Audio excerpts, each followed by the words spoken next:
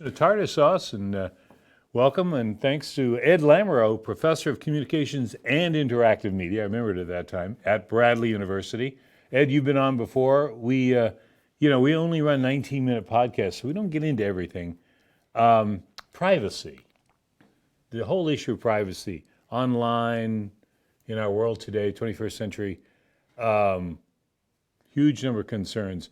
Let's focus in on one particular one. What is it that brings you out to talk about today? Well, in this particular instance, the city of Peoria had a program that they joined with Amazon, one of the providers of door cameras and other surveillance devices. In this case, the Ring system. The Ring. And there's a movie about that. And Amazon kicked in $50, and the city kicked in $50 in a partnership to offer consumers a $100 discount, if you will, or subsidy on buying a Ring door camera system. And on the face of it, one would say, maybe we just explain it to people. Oh, well, that's just a security camera to give you a little safeguard to help the police. Well, I think we ought to say three things about it before we sort of get into that. The first thing is nobody forces these on any consumer. Yeah. Right? Consumer buys it themselves. Okay. So in other words, it's not like a smart water meter that the city says you have to have, or that the water company says you have to have it. Okay. This is something that you go buy Totally because you want one. Okay. Second of all, you do not have to connect it to anything other than your smartphone. So the systems are available to connect it to the cloud, so you can store the videos, or to the police department.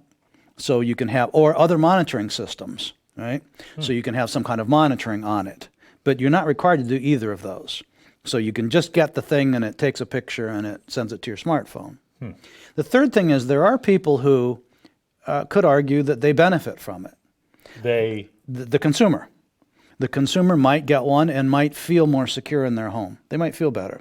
The consumer might get it and there might have been an event in their home and then they catch the bad guy. And they, in that way, feel that it's helped make them more secure. Right. I don't want to rule those out. Okay. Because we might have a viewer, Totally listener who says, "Hey, listen, I got one of these. Yeah, we caught the guy. It works great." Yeah. I'm not ruling that out. Right.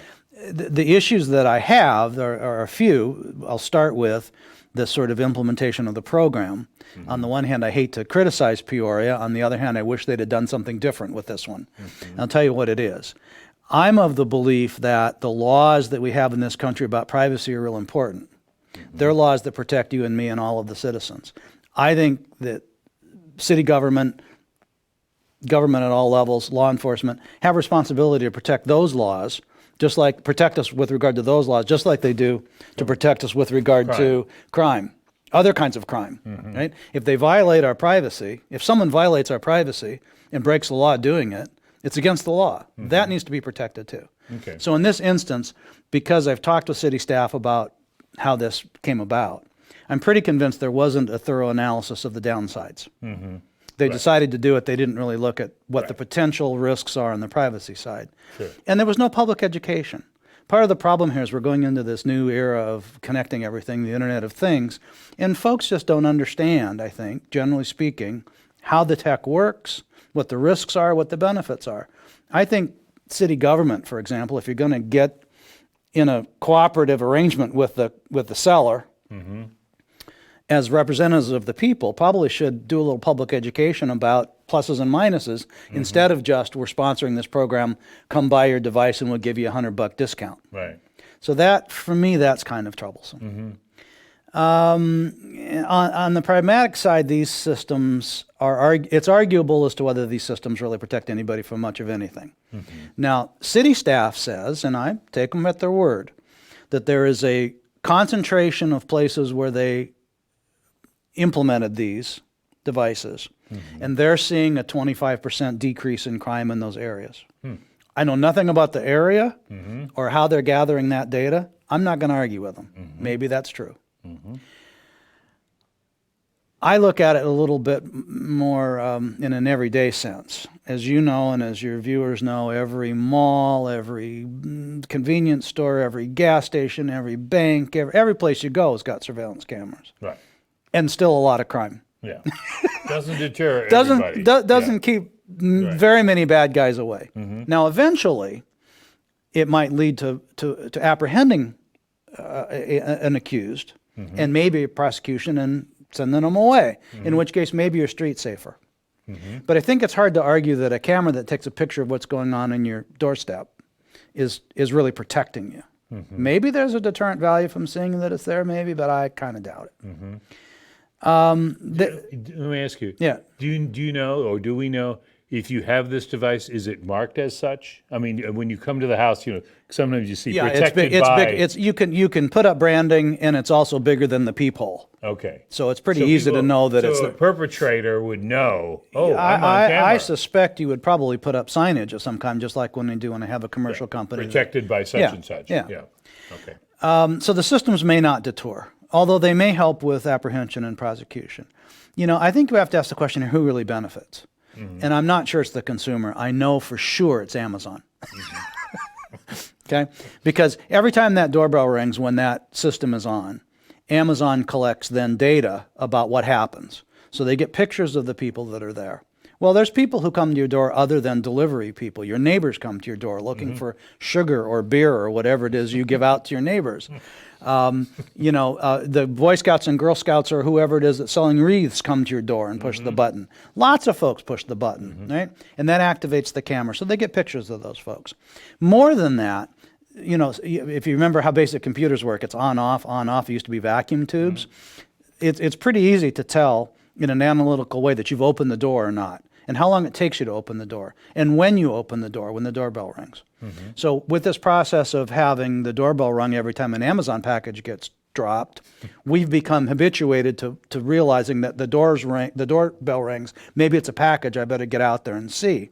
So Amazon is able to collect this enormous database, not only with faces that they can tie into their facial recognition artificial intelligence, but also with knowing when you're there.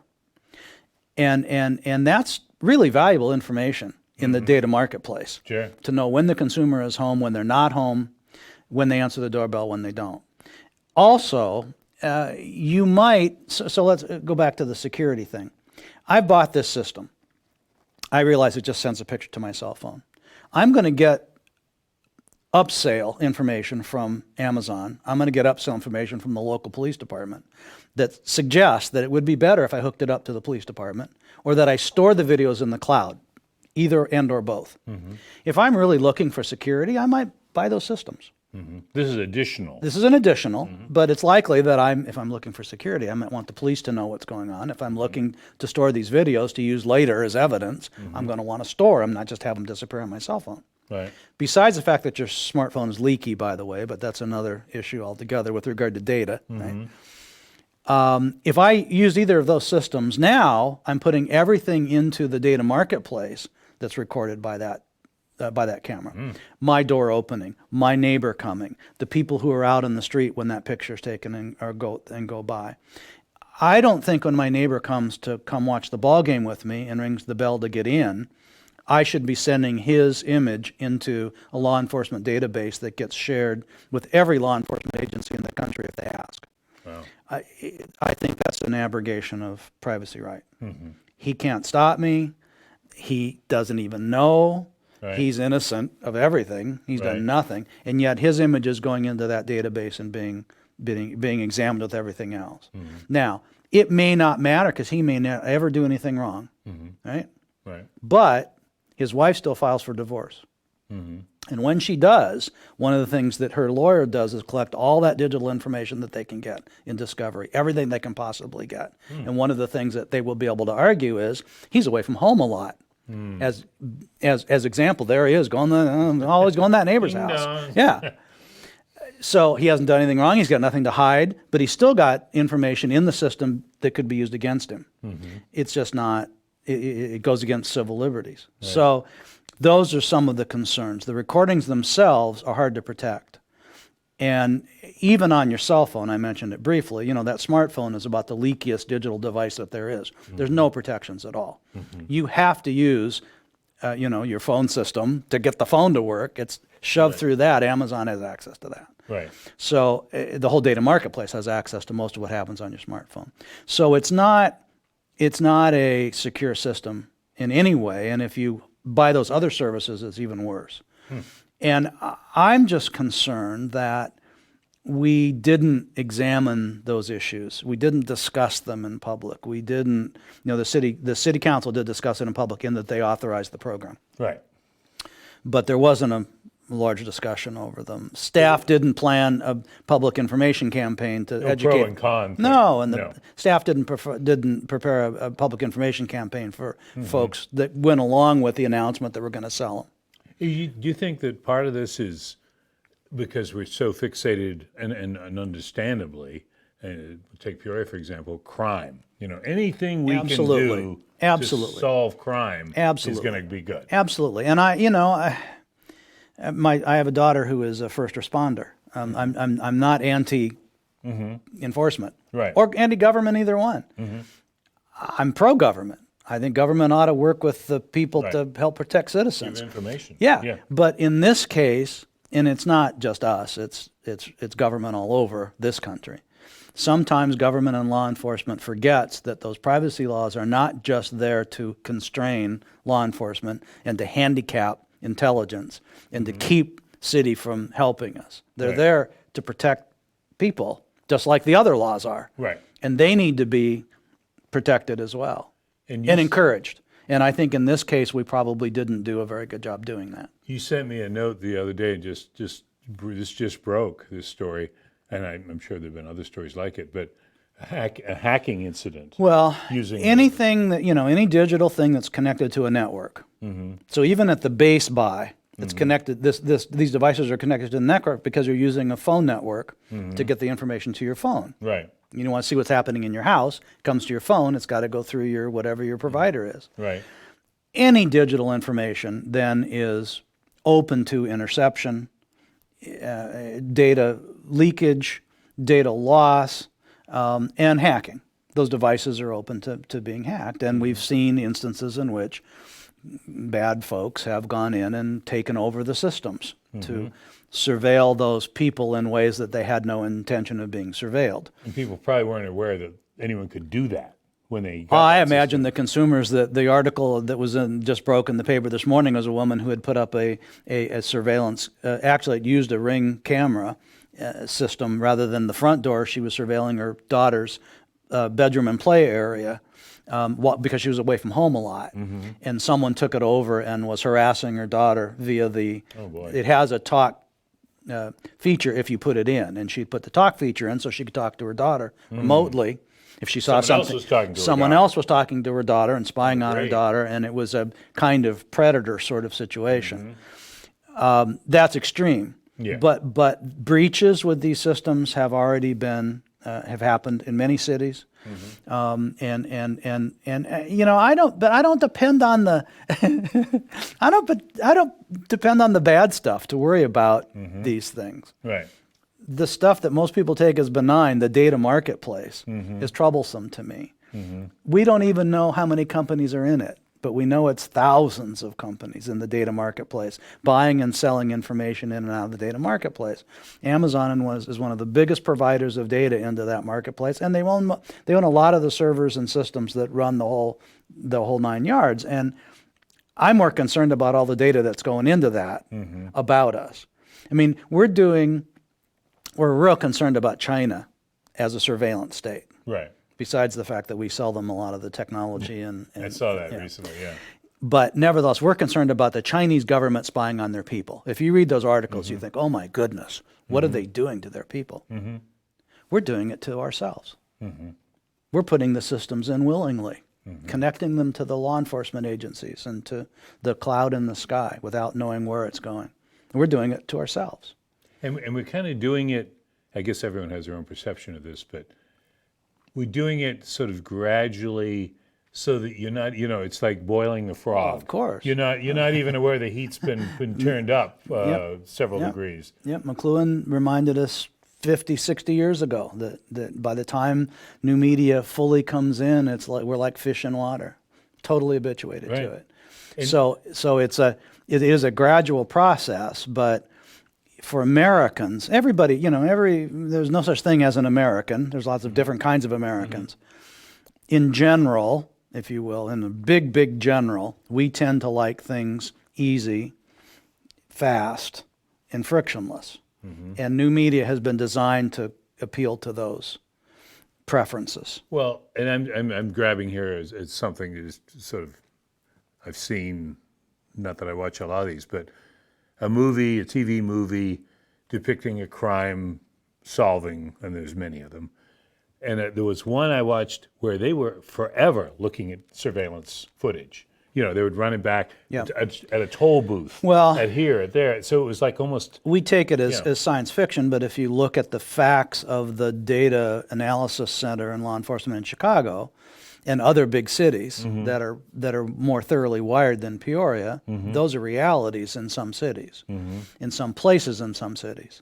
So it's is it only going to get worse in your mind? We're only going to get more and more surveillance. probably. Yeah. Yeah. I mean, because Yeah. it already, I mean, we talked before, and I think it's an issue for you that people willingly give up. That's why Very it's concerned. that's why it's important that at the local level. But I hate to complain about city government because those men and women work hard to make this the best place they can. Right. They all love the place, or they'd go somewhere else. Right. But it's at that local level that you have to make that wedge. You know, it's the local city government that has to say, we're not going to partner with Amazon just because they're going to give us $50, Right. right? And because that didn't happen, it illustrates for me how this slide works. You know, well, hey, the city's sponsoring this thing. I don't have to hook it up to anything special. Must be okay. This must be okay. Without that hard analysis and public information, even if they say, we've decided, given the pros and the cons, that we're going to sponsor the program, we think you ought to go ahead and buy. Yeah. That information's available to people about things they might consider otherwise. Right. That's troublesome to me. Right. Yeah. Right. And, you know, the other thing is, and not to, well, I guess we are going to pick on Amazon a little bit because they're so big, and at this time of year, we're all using them or getting something from them. It's kind of hard to see why they're not. There's a problem there when you have that kind of market advantage to use that, as you say, for data collection or to push their thing with the law enforcement community across the country. I mean, they almost have an unfair advantage because they're so big. I think probably the general public doesn't realize that Amazon has one of the 2 or 3 largest network/server data center operations in the world. They're, along with Facebook to some degree, and then some other providers, as big as anybody. Bezos owns the internet, or at least a significant part of it, as we experience it in America. We think of them as delivering books and packages and clothes and that, although they've taken over that part. Yeah, I suppose we could spend a lot of time complaining about the degree to which our retail in this town, for example, which just lost its Sears, has suffered from the online assault. I think people stop thinking there about it. Amazon is that's like the tip of the iceberg They're now. going way beyond Well, that. it's like the tip of the iceberg now because he bought into server systems and networks before anybody else, essentially, and built this enormous system of data collection and storage and analysis with Facebook coming along and becoming a behemoth like Amazon. So yes, I think it's this interesting company that is much more than I'm going to get some shoes at a good price that are I can send it back easy. Hopefully I just bought a pair of shoes from Zappos. Amazon owns Zappos, so I'm Hopefully, we'll read about it in the Washington Post, which Well- is also owned by Amazon or Bezos or whatever. at least, yeah. So yeah, it's a wild thing. We got time just briefly here. The holiday seasons where there's people are ordering things online. Yep. What's your thought on things to look at in Do as I 2020? say, not as I do. Because we're all doing it. Way too much Amazon stuff coming in. Well, part of what happened there is that they degraded, the result has been the degrading of local retail. Right. To the point that now sometimes you have, your choices. Am I going to get in the car and drive to Bloomington, or am I going to get it from Amazon? Rather than am I going to go get my car and go downtown or go to the mall or wherever. folks are going to be presented with opportunities for the next 10, 15 years about smart stuff, the connected stuff, Internet of the Things stuff. We're going to call them smart devices. I don't think they are. I like to call them dumb devices. Alexa, would you please turn on, and then it's some sappy song that you really Rhapsody in Blue. you didn't need to hear anyway. But you could have gone over to your radio and turned it on. A tremendous effort. And the button that starts your car from inside the house, on and on and on. Do I need a Christmas tree that I can push Bluetooth music through? Mm-hmm. The rest, my toaster, my toothbrush, consumers need to make informed choices about these things. They're not benign choices. Mm-hmm. We're inviting an enormous amount of intelligence gathering information into our homes. And we're calling them smart devices and smart homes. And they're really not. I said this last time I was here. I repeat it every time I get to this point. The only people that are surveilled like this are people in prisons and hospitals. And we're doing it to ourselves. And it's probably, it's really hard. I'm going to have to go find something that isn't smart. Actually, it's going to cost less. It's going to save you money, but it might be an older version. Ooh. Every time you do that, you're sending a vote to the marketplace that says, we don't want to do this. Mm-hmm. It's not just I don't want that. We don't want to do this. Mm-hmm. And we got to start voting. Right. Because right now we're voting for a total surveillance society. And we don't like to think of it that way. We like to think of that as something in the movies. Mm-hmm. We like to think of that as something in China. Mm-hmm. But you got to stop and think about it, and you get in your car, could be controlled. Mm-hmm. You get, now your door can be controlled. Coming and going can be controlled. You go to your workplace, you got cameras and monitoring from your employer about how fast you work. You can sort of start playing that out. And the technology is almost there. We're not very far from. That's why the Chinese can put it in, and it is there. Yeah. It isn't very far from where we are to where they are. Right. They're buying the stuff from us. They're actually installing it. Their political system and their social system, their cultural system, enables them to do it without revolt. Right. We might have more pushback, but have you seen any lately? No. So, for example, the city had this event where 100 of these devices were available. There weren't any pickets. There was no complaining. No naysayers. No, we just went down, and I didn't, but folks just went down and got them. Mm-hmm.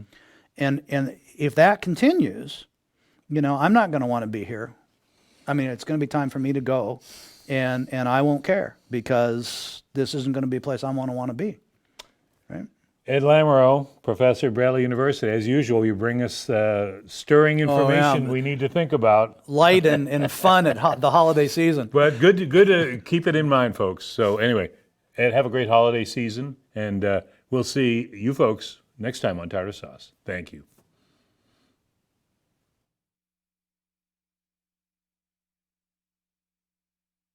PeoriaLife.com